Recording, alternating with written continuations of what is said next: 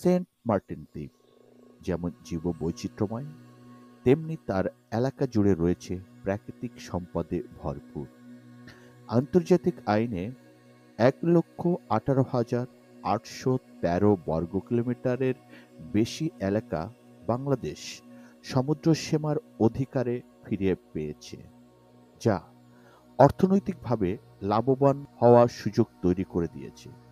সমুদ্র সীমা জয়ের কারণে দুই ধরনের সম্পদ অর্জনের সুযোগ তৈরি হয়েছে।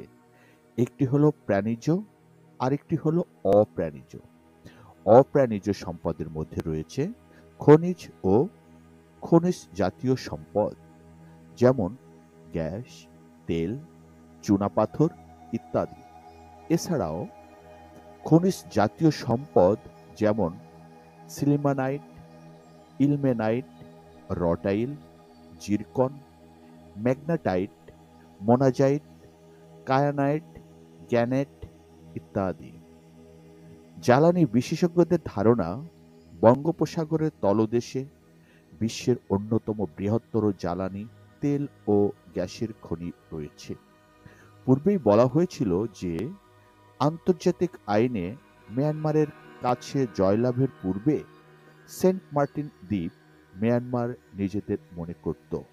অতএব মিয়ানমার হেরে যাওয়ার কষ্ট সহজে ভুলে যাবে তা মনে করার কোনো কারণই নেই।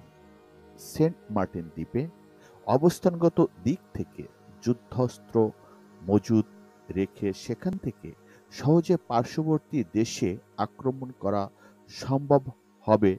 বসতবাড়ি এবং জনসংখ্যা কম বলে সেখানে সামরিক ঘাঁটি তৈরি করা সহজ, যেখানে যুদ্ধের প্লেন, অ্যাম্বুলেন্স, বিমান ওঠানামা করতে সহজেই পারবে। লক্ষ্য করলে বুঝতে সাহায্য করবে যে মালাক্কা প্রণালীর নিকটবর্তী স্থানেই সেন্ট মার্টিন দ্বীপ। আবার মালাক্কা প্রণালীর কাছেই রয়েছে আন্দামান নিকোবর দ্বীপপুঞ্জ। মালাক্কা প্রণালী বিশ্বের বাণিজ্য পথের মধ্যে একটি অন্যতম জলপথ, যে পথ দিয়ে চীনের অধিকাংশ বাণিজ্যিক জাহাজ আসা যাওয়া করে। ধারণা করা হয় উক্ত এলাকা দিয়ে প্রায় ৯৫,০০০ জাহাজ আসা যাওয়া করে। এরকম গুরুত্বপূর্ণ এলাকায় যে দেশ যতই সামরিক শক্তিতে প্রভাব বিস্তার করতে পারবে, সে দেশ ততই আধিপত্য ধরে রাখতে পারবে। কারণ এত ব্যস্ততম পথ বন্ধ করে দিতে পারলে বেশি সুবিধাপ্রাপ্ত দেশগুলোকে শাসন করা সহজেই সম্ভব হয়। হয়তো মালাক্কা প্রণালীর উপর প্রভাব বিস্তার করার জন্য আন্দামান নিকোবর দ্বীপপুঞ্জে ভারত তার সামরিক ঘাঁটি স্থাপন করেছে।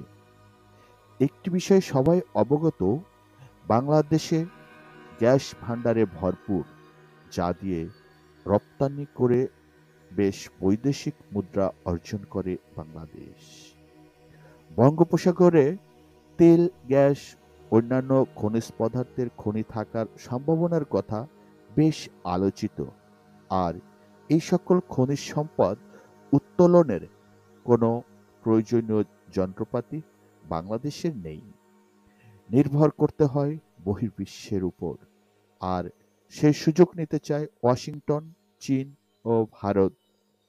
এই সকল কিছু বিবেচনায় রেখে বুঝতে বাকি থাকে না আমেরিকা কেন দীর্ঘদিন ধরে সেন্ট মার্টিন দ্বীপের উপর বিশেষ নজর রেখে আসছে।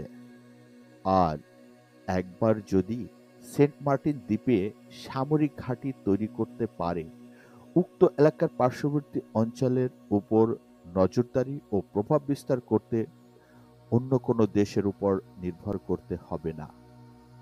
আমেরিকা ভালো করে জানে যে চীন বিভিন্ন অবকাঠামো প্রকল্প বাস্তবায়ন করে দেওয়া এবং অর্থনৈতিক উন্নয়নের কথা বলে অনুন্নত দেশের উপর বিশেষ প্রভাব বিস্তার লাভ করে, আর এ সকল কিছু করে সবকিছু নিজেদের নিয়ন্ত্রণে নিয়ে নেয়, যা আমেরিকার চক্ষুশূলের বিষয়।